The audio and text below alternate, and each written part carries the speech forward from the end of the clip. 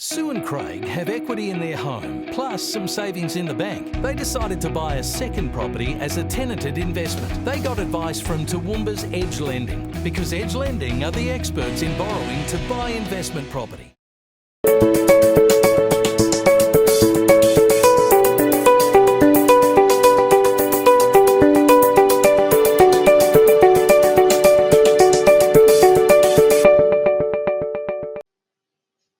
Hi everybody, Scott from Edge Specialist Advice Network. Hope you're all well. Hey, today we've got another installment of What the Numbers Say, and we're using Visual Capitalist.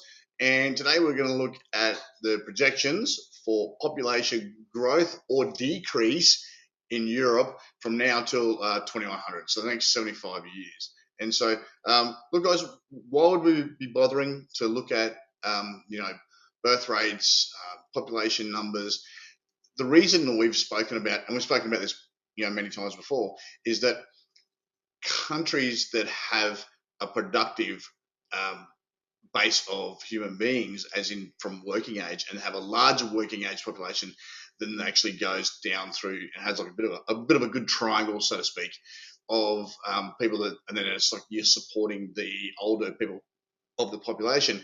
They are the ones that are going to have a massive amount of economic growth. They are the ones that we would expect to be lifted in living standards. And if it's the other way around, if you have a big upside down triangle for it, or maybe even you've got an hourglass, then you could expect that those countries, because they've got to pay so much tax to support a lot of the older generations, would have stunted economic growth, stunted living standards. And in fact, you could probably expect your living standards to go in that direction, a bit like Australia has for the last 15 years. Let's just have a bit of a look at this. So Europe's population forecast, okay, from now to 2100, right? So 75 years. Now look, we can take this with a grain of salt. Nobody can predict the future.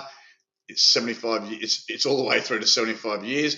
But, people are trying to look at trends and trying to give us some expectations and estimations. So how are they basing these trends? All right, so these are United Nations estimates based on fertility.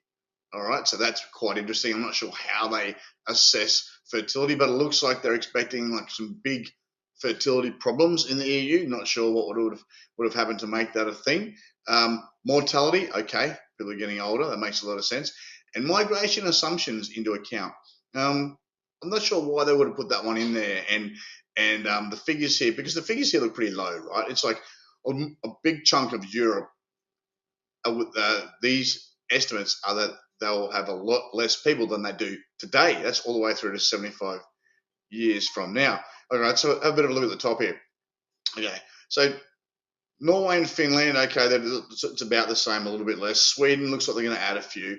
Russia, minus 17 million. I find that quite interesting, and I do know that Russia, as a government, has a lot of programs incentivizing young families to have 2, 3, 4, 5 children. They give them a lot of money. They put them on a stipend for every kid.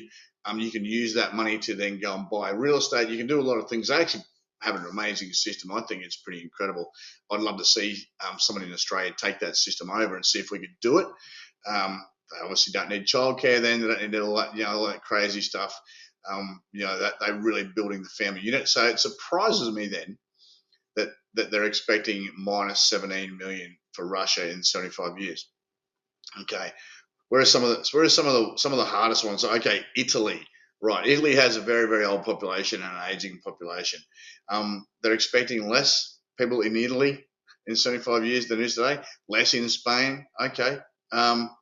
Poland, Germany, Ukraine. All right. You know what? Ukraine makes absolute sense because all of the fertile aged men in Ukraine over the last 2 years, a fair chunk are dead. As it stands today, so this will date this. So we're in February 2025. Numbers sound like there's about 1 million, like 1 million Ukrainian soldiers dead or fully disabled, probably more, and then a large chunk of the population basically left. So I would wonder whether Ukraine can actually continue to function in the way it is. But here it is. But minus 23 million. Okay, well there's if in 2024 and 2023 and even 2022, you killed or you had killed, you've had killed, over 1 million men that could have, then you could expect your fertility count to go right down, right? Because, military age men are the ones that would normally have the most fertility and the ones that have the most babies. So you can see Ukraine is probably just going to cease to exist in maybe a decade's time, and it is caused by the silly war that they've decided to fight. What do we got here? So who is increasing then in this instance? I'm really surprised by this. I'm not sure why the United Nations thinks that Great Britain is going to have more people. So, but if you look at all these numbers, most of them are down.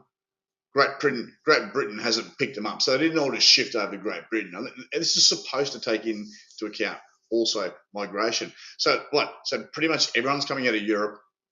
A few people are going back to the UK, and where are they all going? Well, we have spoken before that Latin America and Southeast Asia and also Africa have some of the best demographics. We're also saying that Asia is going to be the financial powerhouse, and we're seeing a lot of increase in Asia. So that's Southeast Asia and Middle Asia. So you've got China, you've got the Middle East, you've got Southeast Asia, think Thailand, Vietnam, Malaysia, Indonesia, big demographics.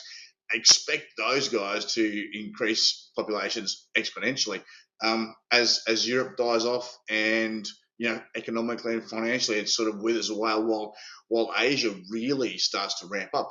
And the reason that this matters for us as investors is we need to know you need to have your capital allocated to areas that are growing in people, growing financially, growing economically, growing in living standards, because that's where the high margin businesses will make a lot of money, and you could be involved in those too. So obviously Asian century, it's not just on the money flows, but it's on the people flow as well.